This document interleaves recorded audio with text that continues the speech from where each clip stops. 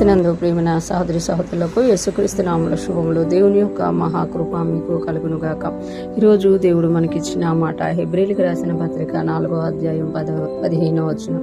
మన ప్రధాన యాజకుడు మన బలహీనతల యందు మనతో సహానుభావం లేనివాడు కాడు గాని సమస్త విషయముల్లోనూ మన వలనే శోధింపబడినను ఆయన పాపం లేనివాడుగా ఉండెను. మనం ఈ మాటలు హెబ్రీ పత్రికలో చూస్తున్నాం. ఇక్కడ పౌలు గారు మన యొక్క ప్రధాన యాజకుడి గురించి, అంటే ఈ లోకపరంగా దేవుడు నిర్ణయించిన లేవి యాజకత్వంలో నుండి వచ్చిన ప్రధాన యాజకుడు కాకుండా యేసుక్రీస్తు అనే ప్రధాన యాజకుడు ఒక్కసారే తన శరీరమును సజీవ యాగముగా బలిగా అర్పించి మనల్ని విమోచించిన యేసు ప్రభువారి గురించి ఇక్కడ తెలియజేస్తున్నట్లుగా మనము చూడగలమన్నమాట. ఇక్కడ ఆయన అంటున్నారు కదా, ప్రధాన యాజకుడు అని అంటున్నారు అన్నమాట.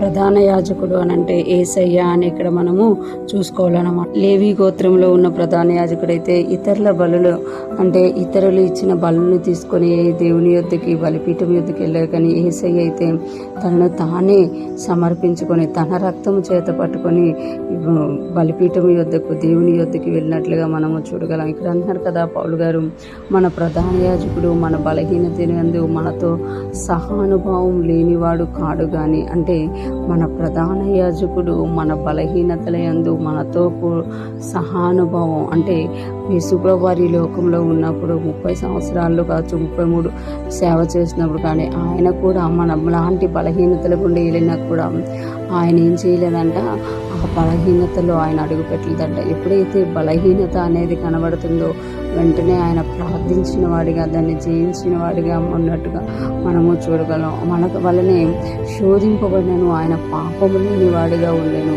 అన్నమాట. సమస్త విషయముల్లోనూ మన వల్లనే శోధింపబడినను ఆయన పాపము లేనివాడుగా, బలహీనతల యందు సహానుభావం కలిగిన వాడంట. ఇంకొకటి శోధింపబడ్డ కూడా ఆయన ఏం చేయలేదంట, ఆ పాపము లేనివాడుగా ఉన్నారు. ఈరోజు మనం బలహీనతలు కలిగి ఉండడమే కాక శోధింపబడుతున్నాం. ఆ శోధింపబడినప్పుడు మనం ఆ శోధనలో పడిపోతున్నాము. ఎందుకు అనంటే ప్రార్థించలేక యేసయ్య అంటారు కదా, మీరు శోధనలో ప్రవేశించుకున్నట్లు మెలకువ కలిగి ప్రార్థించుడి అని చెప్పినమాట. ఈరోజు మనం జ్ఞాపకం చేసుకోవాలి కదా, మనకి ఎంత మంచి ప్రధాన యాజకుడు ఉన్నారు అని అంటే మనలాంటి బలహీనతల్లో సహానుభావం కలిగిన వాడు గాను, శోధన వచ్చినా కూడా వాటిలో వెళ్ళకుండా వాటిని జయించిన వాడు కనుక మనం ఎప్పుడైతే ఆ బలహీనతలను బట్టి దేవుని యొద్దకు వెళ్తామో ఆయన మనకి సహాయం చేయగల ప్రధాన యాజకుడుగా ఉన్నారు. అంతేకాకుండా ఆ శోధనలో నుండి ఎలాగ తప్పించుకోవాలో ఆ మార్గాల్ని చూపించే దేవుడిగా మన ప్రధాన యాజకుడు ఉన్నారు అని ఈరోజు దేవుడు మనకి తెలియజేస్తున్నారు. ఈరోజు ఫ్రెష్ మనం ఉంటున్న ప్రతి ఒక్కరూ జ్ఞాపకం చేసుకోవాలి, మనం ఏ బలహీనతలతో బాధపడుతున్నా, ఏ శోధన గుండా వెళ్తున్నా ధైర్యంగా దేవుని కృపాసనం యొద్దకు వెళ్ళి మన ప్రధాన యాజకుని దగ్గర మనం చెప్పినప్పుడు వాటిలో నుండి మనం ఎలాగ బయటికి రావాలో, ఎలాగ వాటిని జయించాలో దేవుడు మనకు నేర్పించడమే కాకుండా మనకు సహాయం చేసి మనల్ని ముందుకు నడిపించేవాడిగా మన ప్రధాన యాజకుడు ఉన్నారు. అటువంటి గొప్ప ప్రధాన యాజకుని మనం కలిగి ఉన్నందుకు దేవునికి స్తోత్రాలు చెల్లిస్తూ మనం ఇంకొంచెం నిశ్చయిత కలిగిన వారమే యేసయ్యను వెంబడిస్తూ ముందుకు సాగిపోదుముగాక. దేవుని కృపను అనుభవిస్తూ ఆయన కృప వెంబడి కృపలో మనం కూడా పరిపూర్ణంగా మారి ఆయన కొరకు జీవించుదుముగాక. ఆమేన్.